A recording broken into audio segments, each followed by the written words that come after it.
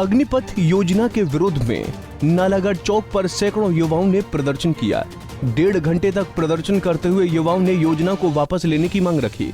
केंद्र सरकार के खिलाफ नारेबाजी करते हुए उन्होंने कहा कि युवाओं के भविष्य से खिलवाड़ किया जा रहा है और युवाओं में देशभक्ति की जो भावना है उसे ठेस पहुंचाई जा रही है। 2 साल से रुको, एग्जाम ये हो जाए और जो टीओडी लागू है इसे हम नहीं लागू होने देंगे। जो जैसे पहले भर्ती प्रक्रिया चलती थी वैसे ही प्रक्रिया चले, बस इससे कोई लेना देना नहीं है। मेरे साल से हमने मेहनत की, नहीं सर, उसका क्या होगा? नहीं सर, मेरी बैठा हो गया, ठीक है सर। और उससे पहले 2 साल मेहनत की। अब बीजेपी सरकार सेंटर में बैठी है, अगर वो पूरी यूपी में उनकी सरकार बनी, उन्होंने भी अपनी मेहनत के साथ बनाई है, वो इस्तीफा दे दे, किसी और सरकार को बना दे, तो हम देखेंगे कि वो अपनी मेहनत को ऐसा कर सकेंगे। हर व्यक्ति की अपनी अपनी मेहनत होती है, हमने इसलिए की है, उन्होंने सरकार बनाने के लिए की है। क्या वो ऐसा कर सकते हैं कि पूरी जहां बीजेपी सरकार है इस्तीफा दे सकते हैं सभी जगह और पार्टी को बना सकते हैं? कर सकते हैं ऐसा? मेरी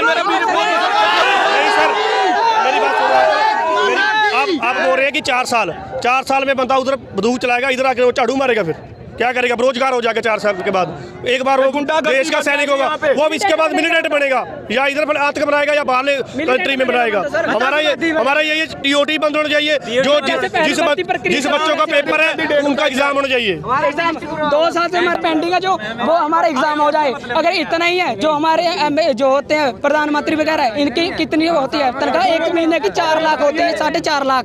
ऐसे करें कि बंदों को 30,000 दे रहे हैं, ऐसा थोड़ी ना। अपनी भी 10,000 करे तो अच्छा। 10,000 का खर्चा नहीं, हमें हमारे जो एग्जाम है ये होना चाहिए हमारा, ठीक है। हम जो इधर सभी इकट्ठे हुए ना, सभी का ही टेस्ट है। हमने सभी जो स्टडी करते थे हमने वो भी छोड़ दी है। हम आर्मी में रिटायरमेंट थे कि हम आर्मी में जाएंगे, अपनी नौकरी करेंगे। हम सभी स्टडी छोड़ कर आए, हमने वो भी छोड़ दिया। उधर भी हमने कैंसिल हो गया हमारा इधर से भी मोदी सरकार ने कैंसिल कर दिया। मान लीजिए कि अभी सरकार अगर मान लीजिए इस चीज को मना करती है कि ये हम नहीं करेंगे, तो आगे आप लोगों की क्या रणनीति? हम तो हमारी वैसी चलनी चाहिए, हम और कुछ नहीं मांग रहे। 5-6 महीने बाद यहाँ पे इलेक्शन आने वाला है, तभी तो सब कुछ पता चल जाएगा। पंजाब में हुआ है, यहाँ भी हो जाएगा। जैसे पंजाब में हो जाएगी, जैसे पंजाब ने किसान आंदोलन पर साल लगाया ना, हम भी चाहे 2 साल लगा देंगे, पर इस मुद्दे को मोदी जी को बात से लेना पड़ेगा। अपना हक लेंगे, जो हमारा 1.5 साल में नहीं दिया उन्होंने, हम लेके हम पेपर करा कर रहेंगे। हमारा बोलते कि 2 करोड़ नौकरियां देंगे, फिर 10 लाख पर आ गए, अब कल को ये 1,000 पर आ जाएंगे। इनकी रणनीति है और कुछ नहीं है। हमारा एग्जाम कराओ, बेरोजगारी बढ़ी पिछले 40 साल में पहली बार। हमें किसी बीजेपी कांग्रेस ना आपसे हमारे किसी को मतलब है, हम ना किसी नेता के पकड़ का काबे में, हम अपने खुद आए हैं। हम सभी आर्मी वाले बच्चे हैं, सब नौजवान हैं, पढ़े लिखे हैं। हम हमारे में ऐसा कोई नहीं, कोई हमको घुसा कर लाया भी। आप ऐसे बोलो, हम जो बोल रहे हैं अपने हक के लिए, किसानों के बच्चे अपने हित के।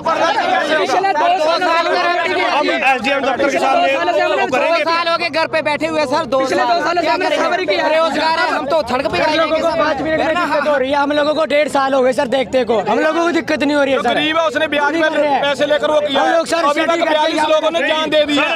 हमने पहली बात तो हमने रोड बंद नहीं किया, सभी एनएच रोड चल रहे हैं सर। हमने सभी गाड़ी हमारी यही मांग है कि हमारी सेंटर के बाद मोदी जी के हमने धरना किया। पिछले 1.5 साल से हम बैठे हैं ना, कैमरा घुमा के देख सकते हो, कोई गाड़ी आपको रोड पे नहीं दिखेगी। यहाँ पे कोई नहीं है। देखो सर, 70 साल की जिनकी आंखों की रोशनी चली जाती है, आंखें रोशनी छोड़ देती है, लेकिन बंदा कुर्सी नहीं छोड़ता। अब 21 साल का जवान, 21 साल का जवान, आप ये सुनो, 21 साल का जवान आर्मी कैसे छोड़ देगा? अपने देश को कैसे छोड़ देगा? सबसे बड़ी बात,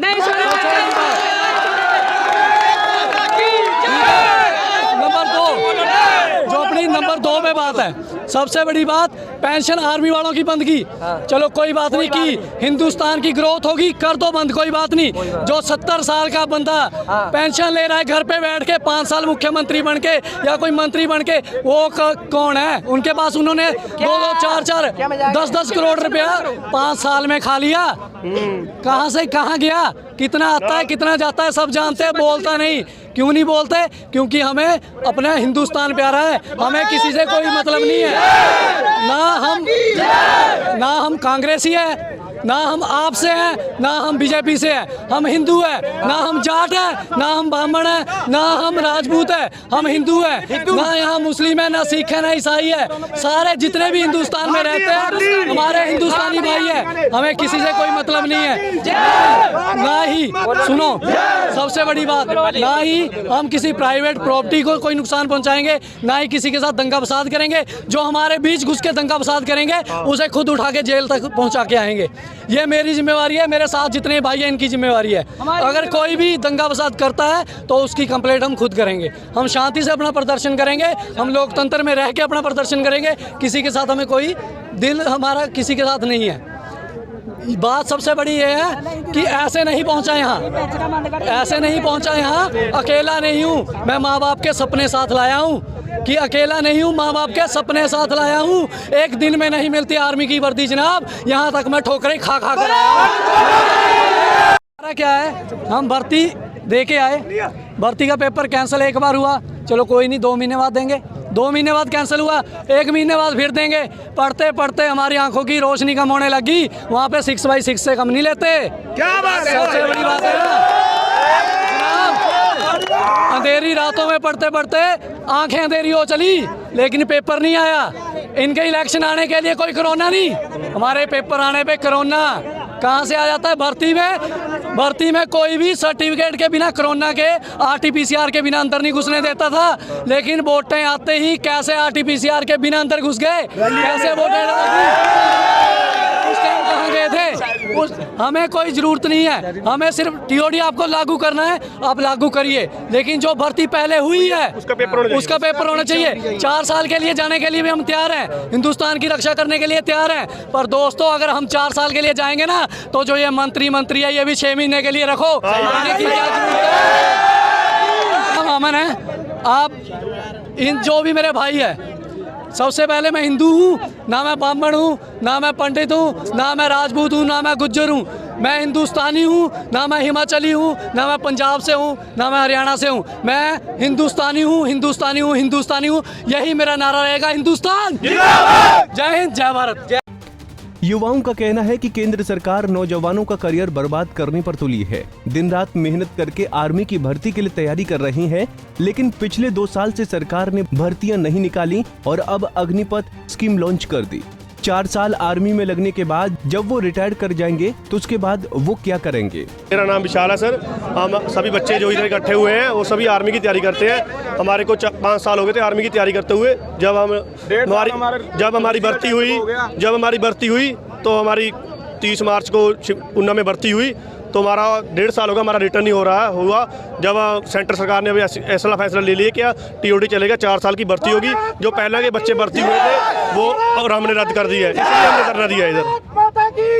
ये युवा साथी, ये सभी लोग हमारे नालागढ़ के यहाँ पे एकत्रित वो लोग हुए हैं जो पिछले 4 सालों से फौज में भर्ती की तैयारी कर रहे थे, परंतु पिछले 4 सालों में भर्ती कोई हुई नहीं। अगर कोई हुई जिसका रिटर्न टेस्ट पेंडिंग पड़ा था, उसको भी इन्होंने कैंसिल करके एक नई स्कीम हमारे लिए लॉन्च कर दी, जैसे कहते हैं जी वो अग्निपथ।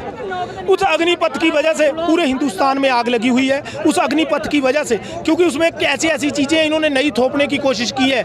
एक हमारी आर्मी थी जिसमें हमारे युवा साथी रोजगार लेते थे और देश की सेवा करते थे, और वो सोचते थे कि अगर वह देश की सेवा भी करते हैं और साथ में उनके परिवारों का खर्चा भी उचित रूप से चलेगा। परंतु जो ये नई स्कीम लाई है, इसमें बोल दिया कि आपको 4 साल बाद रिटायरमेंट दे दी जाएगी, इसमें बोल दिया कि आप 4 साल बाद अपने घर चले जाओगे, और ये सारी गुमराह करने वाली बातें हैं। अगर 4 साल तक इन्होंने पहले उसमें से 6 महीने साल तो ट्रेनिंग करानी, बच्चों से ट्रेनिंग करके अगर ये 4 साल में बच्चों को भेजेंगे, घर पे भेजेंगे, तो उसका सबसे बड़ा नुकसान तो ये होगा, अगर 18 साल का लड़का भर्ती होता है तो 22 साल का रिटायरमेंट पे आ जाएगा। तो ये 4 साल उसके गोल्डन ईयर्स थे, ये 4 साल उसके गोल्डन ईयर्स थे। ये इसलिए गोल्डन ईयर थे क्योंकि यही टाइम पढ़ने का होता है, यही मेहनत करने का टाइम होता है। ये वो रख के उसके बाद घर भेज देंगे, फिर कहते हैं वो बंदा बेरोजगार नहीं रहेगा। क्यों बेरोजगार नहीं रहेगा भाई साहब? वो बंदा बेरोजगार ही रहेगा, क्योंकि आज भी हम देखते हैं जो हमारे युवा है सड़कों पे है। ये भी एक लॉन्च किया, अभी इसका भी कोई कार्य रूप, पूरा प्रारूप सामने नहीं आ रहा है। ये जो हमारा तो सीधी वही जो किसान आंदोलन को लेकर तर्ज थी, उसी तर्ज पे लोग यहाँ पे इकट्ठे हुए हैं। ये कहते हैं इस कानून को वापस लो, जैसे कानून बने हुए हैं उनको चलने दिया जाए। नए कानून हमारे युवा साथियों को बेरोजगार करने के लिए ये ऐसे कानूनों को आप बंद करें, यही हमारी आपसे आग्रह है।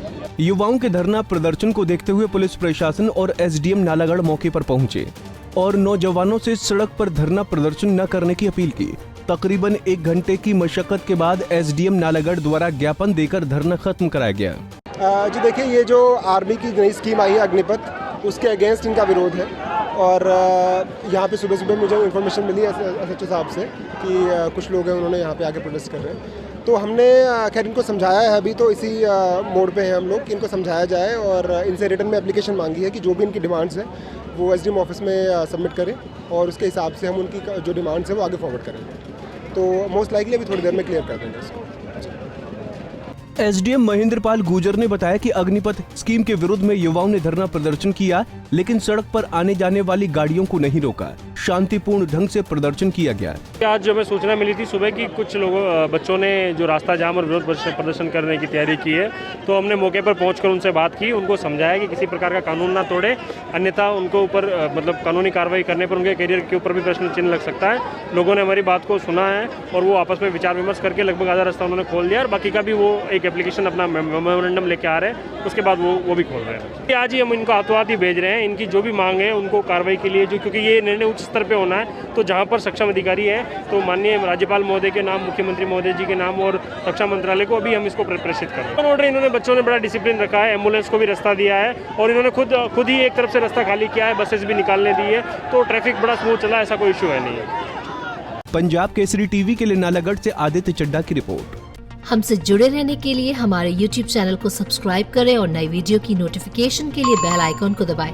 अगर आप ये वीडियो Facebook पर देख रहे हैं तो लाइक जरूर करें और ज्यादा से ज्यादा शेयर करें। इसी तरह के और भी अपडेट्स के लिए फॉलो करें हमारा Instagram पेज himachal.kesari।